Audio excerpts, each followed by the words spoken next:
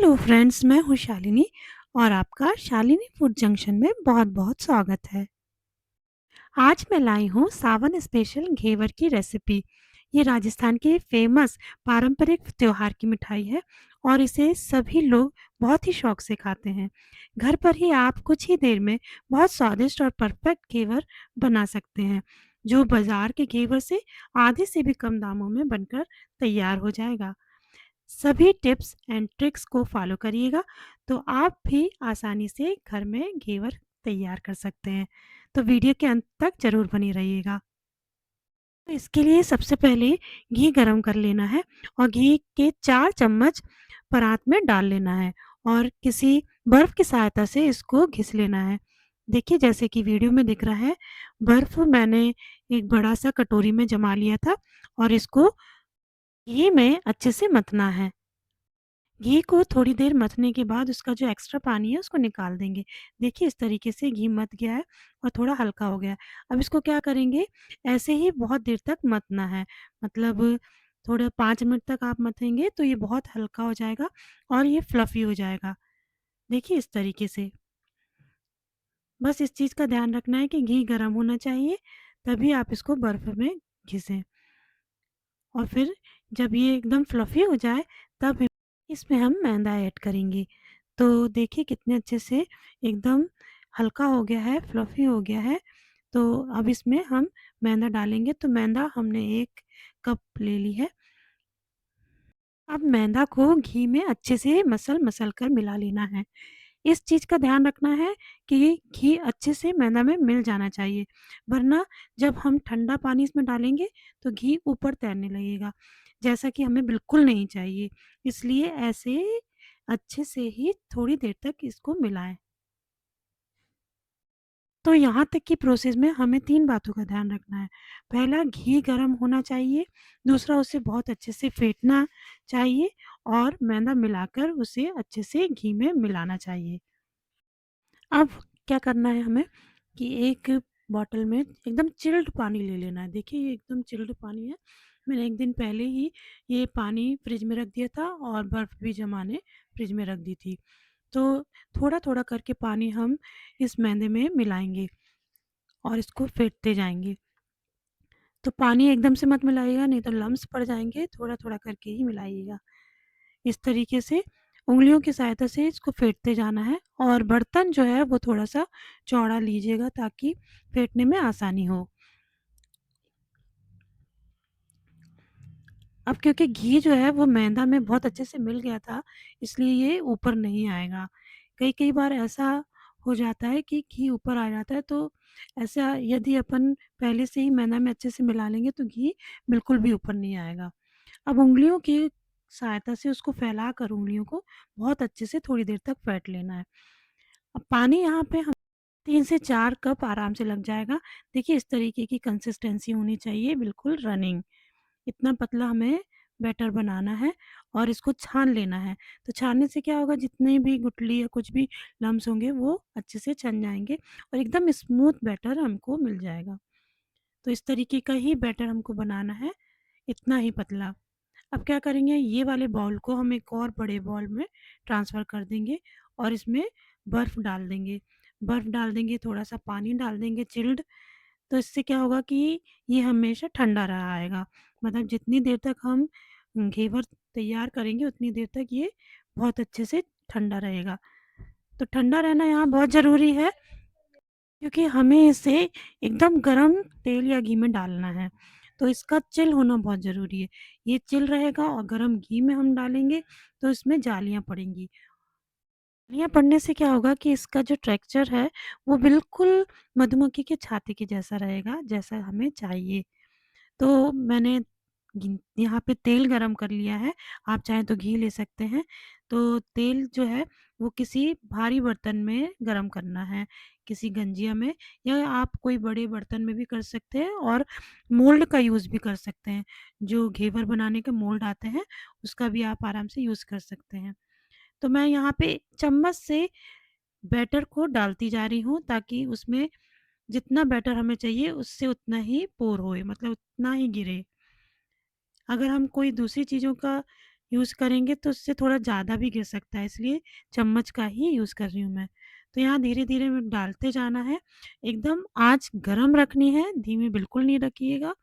और साथ के साथ जब ये थोड़ी देर हो जाएगा, पक जाएगा, तो ये अपने आप थोड़ा बर्तन को छोड़ने लगेगा। तो हल्का-सा उसको प्रेस कर देना है और नीचे तेल में उसको और डुबो लेना है और फिर थोड़ा-सा उसको पका के उसको निकाल लेंगे हम। तो ये मैं भी पहली बार बना रही हूँ और देखिए आप पहली बार में ही कितना अच्छा घेवर तैयार हुआ। पहली बार में थोड़ा-सा पतला घेवर तैयार हुआ है हमारा, लेकिन उसके बाद बहुत अच्छे घेवर बनेंगे। पर जालियाँ देखिए कितनी अच्छी आई हैं इसमें। और यकीन मानिए कि जो पहली बार भी इसे बनाएगा ना, उससे भी बहुत अच्छे से बन जाएगा, क्योंकि मैं खुद पहली बार बना रही हूँ और मेरे से ये देखिए कितना अच्छा बन गया है। एकदम परफेक्ट जालियाँ आई हैं। बस ये थोड़ा-सा पतला बना है, इसको और हम बैटर डाल के नेक्स्ट वाला मोटा करेंगे। तो देखिए इस तरीके से आँच गरम होनी चाहिए और थोड़ा-थोड़ा बैटर डालते जाएँगे। बैटर को थोड़ी ऊँचाई से हमें गिराना है, ताकि जो जालियाँ पड़े वो बहुत अच्छे से पड़े। एकदम से इकट्ठा नहीं डाल देना है, नीचे की तरफ से नहीं डालना, उसको थोड़े ऊपर से हमको डालना है।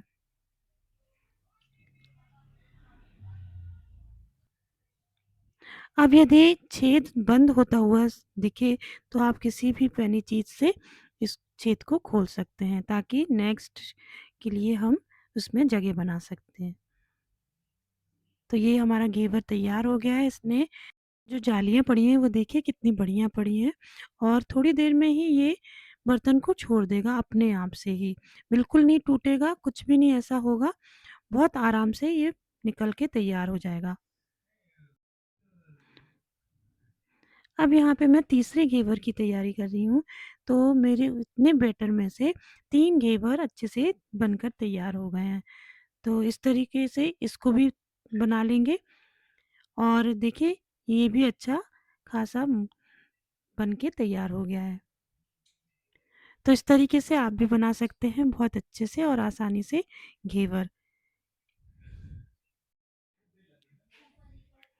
देखिए कितने बढ़िया घेवर तैयार हुए हैं, एकदम जालीदार, एकदम नए बिल्कुल सही शेप में और बिल्कुल एक भी नहीं टूटा है। अब क्या करेंगे कि हम कढ़ाई में लगभग आधा लीटर दूध डाल देंगे। तो ये घर का दूध है और बॉइल्ड है दूध और नॉर्मल टेम्परेचर में था, तो इसको मैंने डाल दिया है और इसमें अ, आधे कप के करीब ही मिल्क पाउडर डाल देंगे। अब इसको अच्छे से औंटा लेंगे, गैस पे बिल्कुल मध्यम आँच में इसको धीरे-धीरे औंटाएँगे।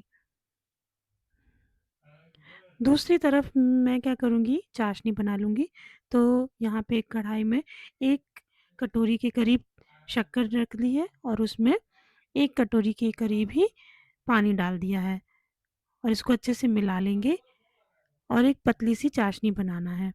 अब यहाँ पे मैंने 4 से 5 इलायची कूट ली है, दरदरा सा पीस लिया है इसको। अगर इसमें आप शक्कर डाल के पीसेंगी ना, तो बहुत जल्दी आसानी से ये और बारीक पिस जाएगा।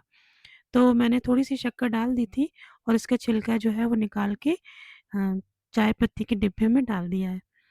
तो यहाँ पे आधा जो इलायची पाउडर है मैं इस चाशनी में यूज़ करूँगी और आधा उस रबड़ी में यूज़ करूँगी। तो चाशनी में थोड़ा-सा नींबू आप डाल दीजिएगा, इससे क्या होगा कि चाशनी है वो जमेगी नहीं। यहाँ पर आप चाहें तो चाशनी में केसर के धागे डाल सकते हैं या फूड कलर भी डाल सकते हैं, पर मैं अभी यहाँ पे किसी चीज़ का यूज़ नहीं कर रही हूँ। अब रबड़ी में भी मैंने थोड़ी-सी इलायची डाल दी है और इसको अच्छे से चलाते जाएँगे ताकि तले में बिल्कुल भी ना दूध चिपके। इस बात का ध्यान रखना है कि लगातार हमें ये रबड़ी चलाते हुए तैयार करनी है। अब देखिए सारी चीज़ें तैयार हो गई हैं, रबड़ी भी बन गई है, चाशनी भी बन गई है और मैंने ड्राई फ्रूट्स भी छोटे-छोटे काट लिए हैं। तो यहाँ पे चाशनी जो है वो पूरे घेवर में हमें डाल देनी है। देखिए इस तरीके से अच्छे से सारे घेवर में चारों तरफ फैला देनी है चाशनी, जिससे ये मीठे हो जाएँ। तो जितना मीठा आप चाहते हैं उस हिसाब से चाशनी को डालें। कम मीठा चाहते हैं तो कम मीठा है डालिएगा। अब रबड़ी को हम एक लेयर्स में अच्छे से चारों तरफ लगा देंगे। तो रबड़ी और चाशनी आप बाद में बना सकते हैं। पहले घेवर बना लीजिए, बना के रख लीजिए और फिर जब खाने का टाइम हो तब रबड़ी और चाशनी बना लीजिए, या रबड़ी को पहले बना सकते हैं और रख सकते हैं। मतलब कोई भी प्रोसेस जो है वो आप एक दिन में ही पूरी ना करके 2 पहले से भी कर सकते हैं। अब यहाँ पे मैंने सारे ड्राई फ्रूट्स इसमें डाल दिए हैं। थोड़ी-सी पिस्ता डाली है, थोड़े से काजू डाल दिए हैं और थोड़े से बादाम की कतरन डाल दी है। यहाँ पे मेरे पास चांदी का वर्क था तो मैं इनमें चांदी का वर्क भी लगा दूँगी। ये सारा ऑप्शनल है, आप अपने हिसाब से इसको डेकोरेट कर लीजिएगा। थोड़ी-सी मैंने गुलाब के पत्ते भी डाल दिए हैं, जिससे और अच्छे लगे। देखिए इसका टेक्सचर कितना अच्छा आया है और खाने में भी ये बहुत ही स्वादिष्ट लगते हैं। कुछ बातों का ध्यान रखना है, जैसे बैटर पतला और ठंडा होना चाहिए। तेल या घी जो भी आप यूज़ कर रहे हैं उसको अच्छा गर्म होना चाहिए। फ्लेम थोड़ा हाई पर रखें, थोड़े ऊपर से बैटर डालें और और आप भी घेवर अच्छे से तैयार कर पाएँगे।